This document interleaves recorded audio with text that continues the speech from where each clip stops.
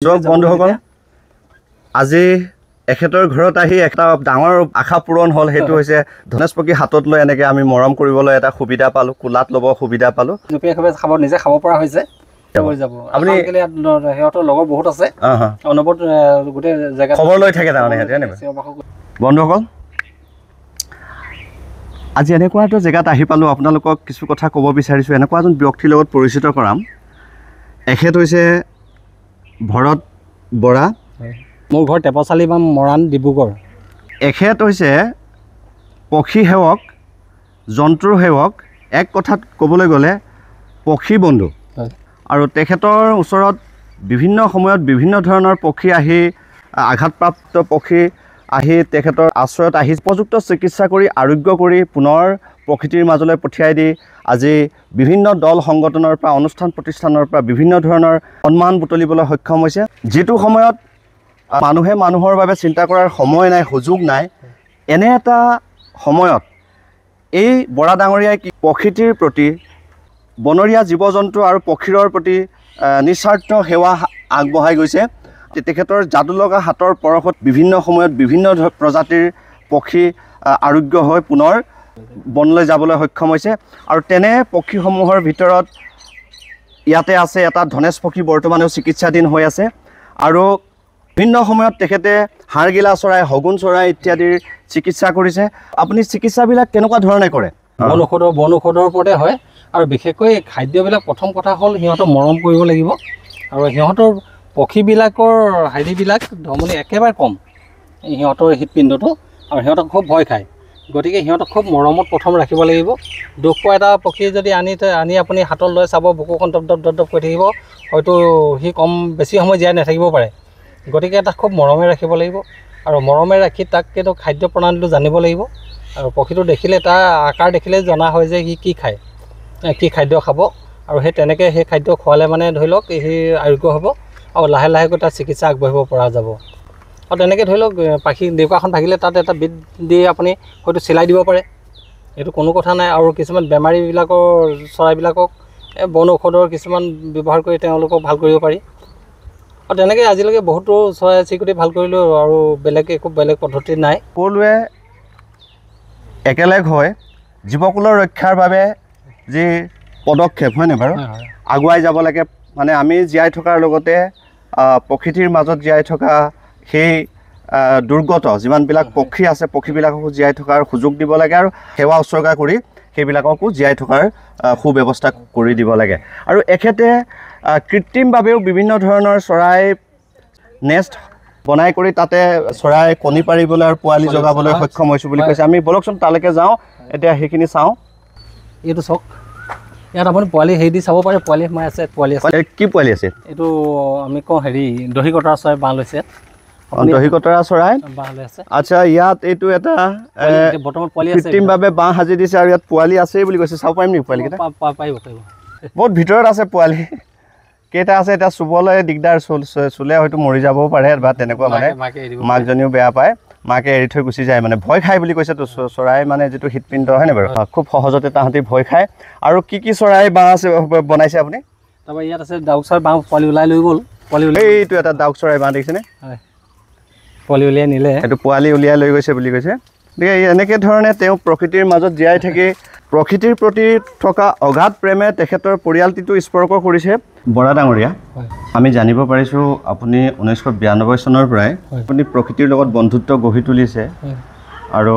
1992 চনৰ পৰা আজিলৈকে আপোনাৰ কেনেকুৱা ধৰণৰ অভিজ্ঞতা হৈছে অলপ কওকচোন বিশেষকৈ প্ৰকৃতিৰ লগত যিখিনি কাম কৰি আছিলোঁ 1992 চনৰ পৰা চৰাই চিৰিকটি গছ বনৰ লগত যিখিনি মনতে ভাবিলোঁ যে আমি পৃথিৱীত জন্ম ল'লোঁ যেতিয়া প্ৰকৃতিসকলে কিবা এটা নহয় কিবা এটা কৰি যাব লাগে গতিকে তেনেকুৱা মনোভাৱত লৈ চিন্তা চৰ্চা কৰিলোঁ যে এনেকুৱা এটা কাম কৰিলে ভাল হ'ব নেকি যিটো নেকি আমাৰ বন্ধুত্ব চৰাই চিৰিকটি যাক কিবা এটা উপায় বচাব পাৰোঁ নেকি বন্যপ্ৰাণীবিলাকতো বচোৱা মানুহ নাই ধৰি লওক ভৰসা জীৱ জন্তুবিলাকক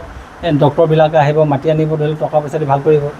কিবা এটা উপায় কৰিলে সিহঁতক ভাল কৰিব পৰা নাই মনৰ এটা ভাৱ লাগিলে তেতিয়াৰ পৰাই চৰাই চিৰিকটিৰ লগত লাগিলোঁ আৰু লেঠাৰিকৈ লাগি আজি পৰ্যন্ত লাগিও আছোঁ আৰু আপোনালোক আহিলে ধন্যবাদ আপোনালোকক ধন্যবাদ জনাইছোঁ আৰু বিভিন্ন প্ৰান্তৰ পৰা আমাৰ প্ৰতি বছৰে দেশী বিদেশী পৰ্যটকবিলাক আমাৰ এই জেগালৈ আহে আৰু আমাৰ ঘৰত পদাৰ্পণ কৰেহি। তেওঁলোকে আপোনালোকৰ দৰে ধৰি লওক মোক দুই এটা কথা দি যিখিনি কথা আপোনালোকে আমাক এটা ধৰি লওক পৰামৰ্শ যাচিছে আৰু নথৈ আনন্দ আপোনালোকৰ অহাৰ কাৰণে। আৰু লগতে আপোনালোকে এটাই কথা কি 1992 চনৰ পৰা আজি পৰ্যন্ত যিমানখিনি কাম কৰিলোঁ, প্ৰথম খোজ দিছিলোঁ মাজুলীতে প্ৰথম খোজ দিছিলোঁ বন্যপ্ৰাণী সংৰক্ষণ শুশ্ৰূষা কৰাৰ কাৰণে। তাৰ পৰা কৰি আজিলৈকে হাড়গিলা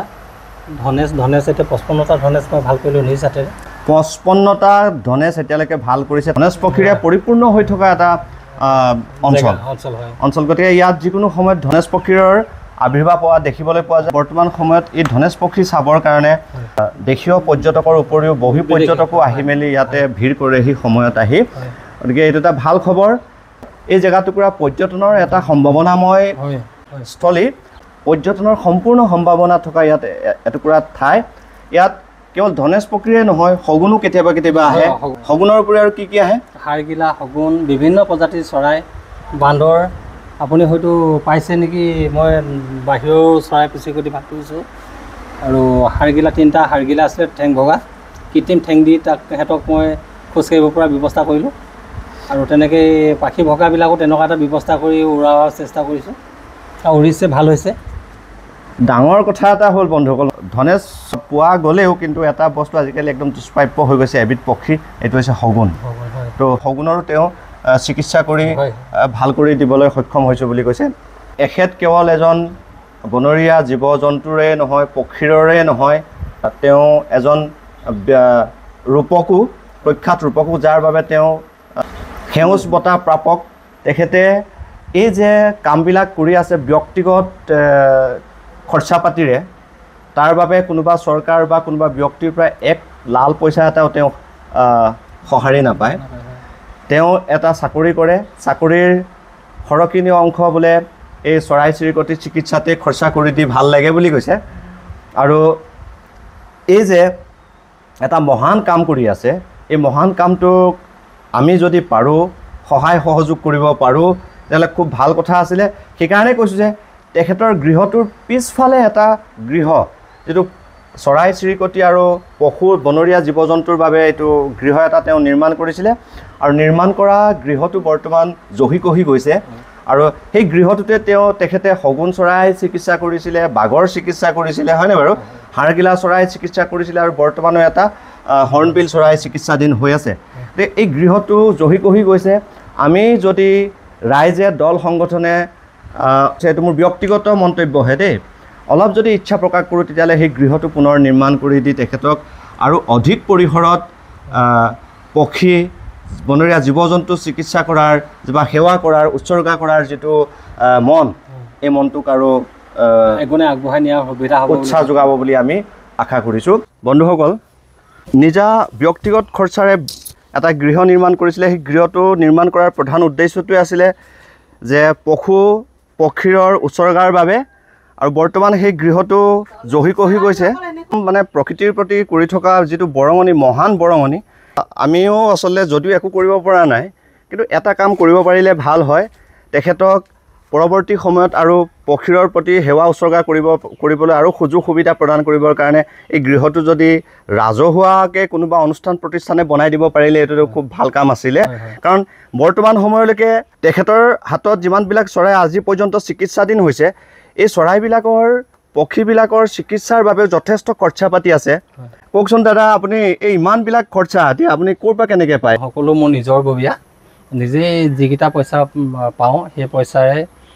ঘৰখন পৰিয়ালো চলোঁ। কিন্তু তথাপিতো কেতিয়াবা এনেকুৱা হয় একেলগতে কেইবাটাও চৰাই, এনেকুৱা ধৰণৰ চৰাই আহে যে সিহঁতক প্ৰত্যেক দিনাই 2-3 কেজি মাংস লাগে। 2-3 কেজি মাংস কিনিব যথেষ্ট পইচাৰ দৰকাৰ হয়। 1992 চনৰ পৰাই তেখেতে বনৰীয়া জীৱ জন্তু আৰু পক্ষীৰ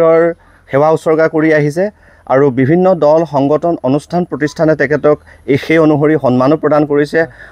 সম্বৰ্ধনা জনাইছে। মই আজি হঠাৎ আহি ইয়াতে উপস্থিত হ'লোহি, কিন্তু উপস্থিত হৈ এটা কথা মোৰো অনুভৱ হৈছে, এই গৃহটো দেখিছেনে আগতে বাগুৰ ৰাখিছিলে বিভিন্ন ধৰণৰ হাড়গিলা চৰাই আছিলে হয়নে বাৰু শগুন আছিলে গতিকে সেইবিলাক ইয়াতে ৰাখি তেখেতে প্ৰতিপাল কৰি আৰোগ্য কৰি ইয়াৰ পৰা পঠিয়াই দিছে প্ৰকৃতিৰ মাজলৈ যদি এই গৃহটো আমি এটা স্বাস্থ্যসন্মত গৃহ নিৰ্মাণ কৰি দিব পাৰোঁ তেতিয়াহ'লে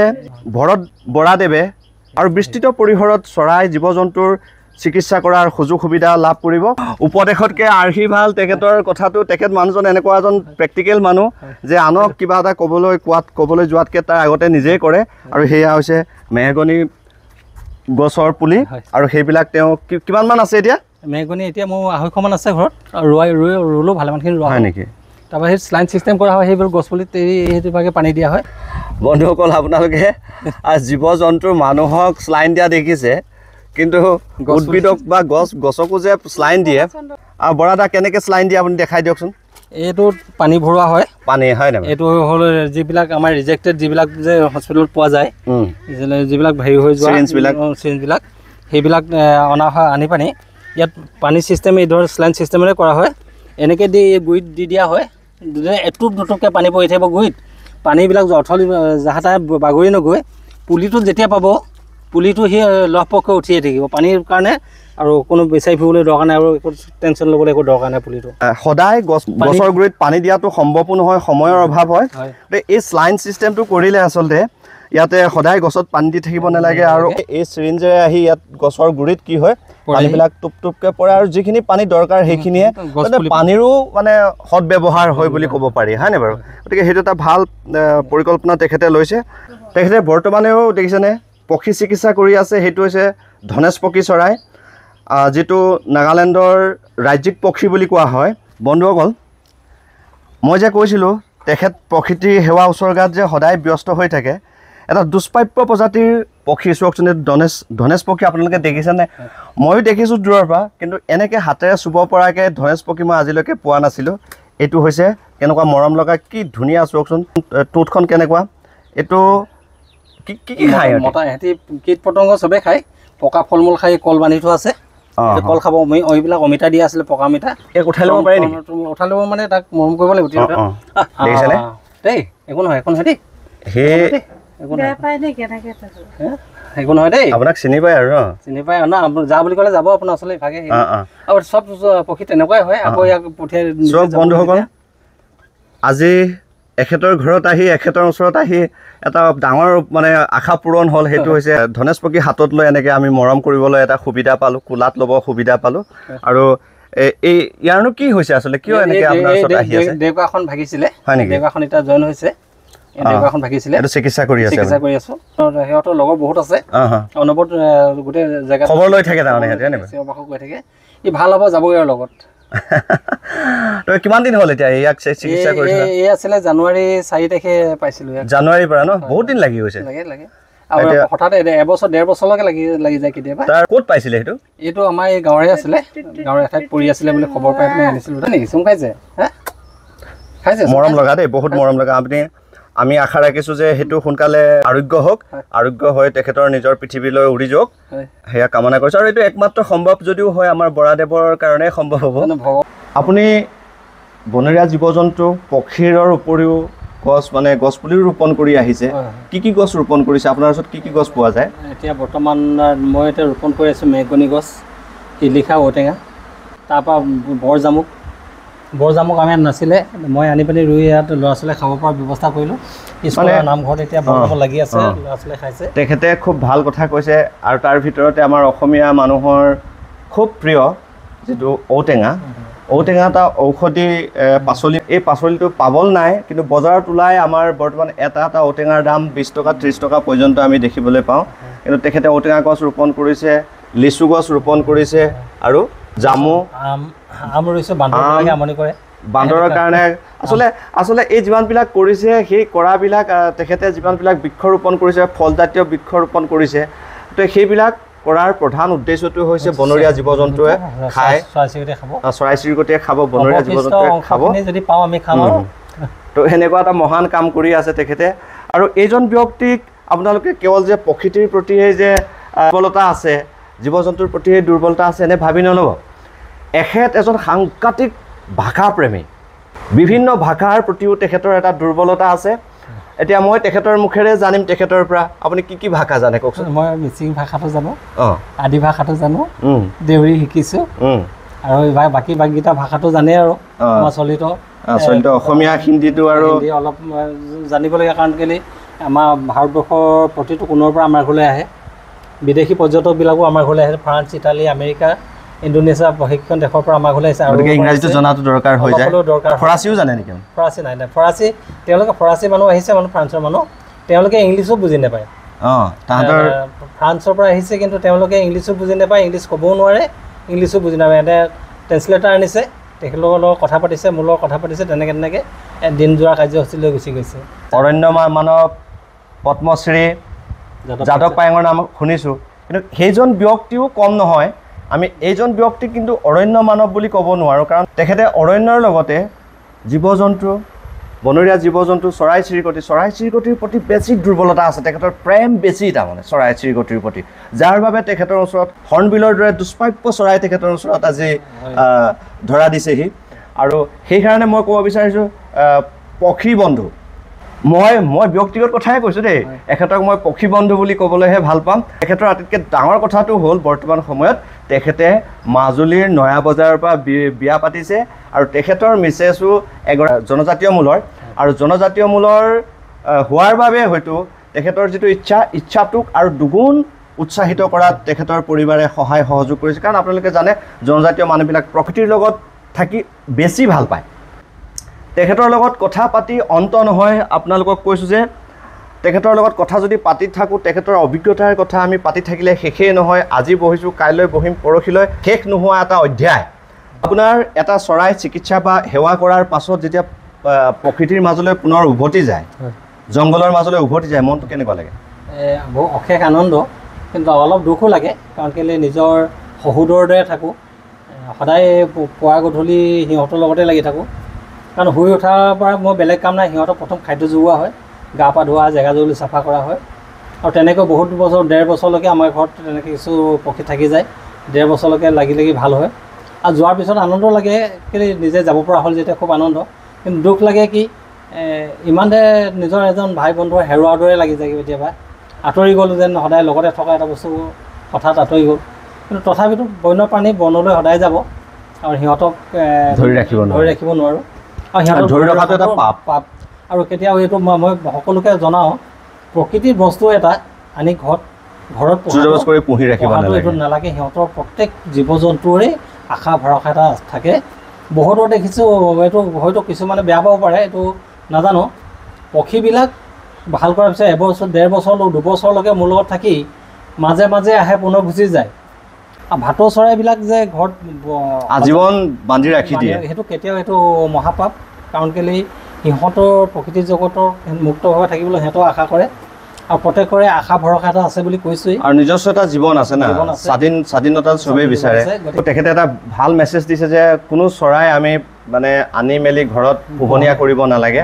এইটো প্ৰকৃতি বশীভূত বুলি কৈছে আৰু সেইটো তেখেতৰ অভিজ্ঞতাৰ পৰা আমাৰ মাজলৈ পঠিওৱা এটা বাৰ্তা কোনো চৰাইক জোৰজবস্তি কৰি ঘৰচীয়াকৰণ কৰিব নালাগে কাৰণ প্ৰত্যেক বনৰীয়া জীৱ জন্তু হ'লেও তেওঁলোকৰো এটা স্বাধীনতা আছে কাৰণ আমি দেখিছোঁ জন্মৰ পাছত আমাৰ জন্ম কৰা ল'ৰা ছোৱালীয়েও কি কৰে স্বাধীনতাৰ বিচাৰি দাবী কৰে হয়নে বাৰু গতিকে আপোনাৰ যিটো যাত্ৰা 1992 চনৰ পৰা আজি 2025 33 বছৰৰ দীঘলীয়া যাত্ৰা সেই দীঘলীয়া যাত্ৰাটোৰ আৰু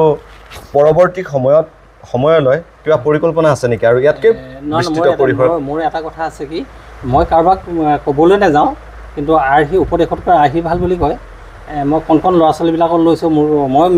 মৃত্যুৰ পিছত যাতে তেওঁলোকে এই কামখিনি কৰিব পাৰে কাৰণ কেলৈ মৃত্যু হ'লে নল মৰিলে বোলে গজালিটো থৈ যাব লাগে বুলি কয় তেনেকৈ ল'ৰা ছোৱালীবিলাকক শিকাইছোঁ আৰু লগতে মই এটা কথা কৈছোঁ গছ গছনি ৰুইছোঁ সৰু ল'ৰা ভৱিষ্যতত কিবা এটা আছে সিহঁতক দেখাই থৈ যাবৰ কাৰণে এতিয়া মই যদি 500 জোপা মেঘগনি গছ ৰুওঁ 25 বছৰ পিছত আমাৰ নাতিটোৰ জীৱনৰ কাৰণে এটা মোটা কিবা এটা তেওঁ হাতত কিবা এটা মোটা এটা আৰ্থিক সমস্যা হেৰি হ'ব নাই বুলিওতো 6 কোটি টকা এটা তেওঁলোক এটা বন্ধুসকল আপোনালোকে বুজি পাইছেনে কথাটো তেখেতে কি কৈ আছে আমি আজিৰ সময়ত মানুহে টকা বীমা কৰোঁ ক'ত বেংকত কৰোঁ বা ইঞ্চুৰেঞ্চ কৰোঁ ডাকঘৰত থওঁ কিন্তু তেখেতে কৈছে যে আচলতে তেখেতে বীমা তেনেকৈ নকৰে তেনেকৈ নকৰোঁ তেখেতে এনেকুৱা এটা বীমা কৰিছে এনেকুৱা এটা ইঞ্চুৰেঞ্চ কৰিছে যে এই ইঞ্চুৰেঞ্চটো তেখেতৰ ভৱিষ্যত প্ৰজন্মই যাতে উপযুক্ত সময়ত ভোগ কৰিবলৈ পায় যিটো অৰ্থনৈতিক বীমাকৰণৰ লগতে আৰু এটা বস্তু বীমাকৰণ কৰি আছে দেই সেউজীয়াকৰণৰ লগতে আমাৰ প্ৰকৃতিৰ যিটো চিৰসেউজ আৰু লগতে অক্সিজেনৰ যিটো বীমাকৰণ হয়নে বাৰু মানে অক্সিজেন নাথাকিলে আমি কেতিয়াও জীয়াই থাকিব নোৱাৰোঁ অক্সিজেনৰ বাবেও তেওঁলোকে এটা সংগ্ৰাম চলাই আছে গতিকে ইমান এটা মহান কাম কৰি থকাৰ বাবে মই বহুত আন্তৰিক ধন্যবাদ জনাইছোঁ এনেকুৱা মানুহবিলাকক সমাজলৈ উলিয়াই আনিব লাগে আচলতে বন্ধুসকল আমনি পাইছে নেকি নেপাব ৰ'ব এটা সুন্দৰ কথা তেখেতে কৈছে কাৰণে মই ভাগ লৈছোঁ দেই তো কথাটো হ'ল যে অসমৰ কোনো ঠাইত এনেকুৱা পৰিসৰত বা এনেকুৱা ধৰণে বৃহৎ সংখ্যক ধনেশ পক্ষী চৰাই পোৱা নাযায় আৰু ধনেশ পক্ষী চৰাই যদি চাব মন যায় ধনেশ পক্ষী চৰাই যদি পৰ্যাপ্ত পৰিমাণে আছে এখন ঠাইতে এইখন ঠাই হৈছে টেপৰচালি বাম আৰু এই ডিব্ৰুগড় জিলাৰ অন্তৰ্গত মৰাণ সমষ্টিৰ অন্তৰ্গত এই টেপৰচালি বামতে আপোনালোকে ধনেশ চৰাই যিকোনো সময়ত দেখিবলৈ পাব তেখেতে আজিলৈকে যিমানবিলাক চৰাই চিৰিকটি বনৰীয়া পক্ষী জীৱ জন্তুৰ সেৱা উচৰ্গা কৰিছে তাৰো আমি ফটো বা ভিডিঅ' আপোনালোকক দিছোঁ আপলোড কৰিছোঁ আৰু তেখেতৰ লগত কাৰোবাৰ যদি কথা পাতিব মন যায় তেতিয়াহ'লে মই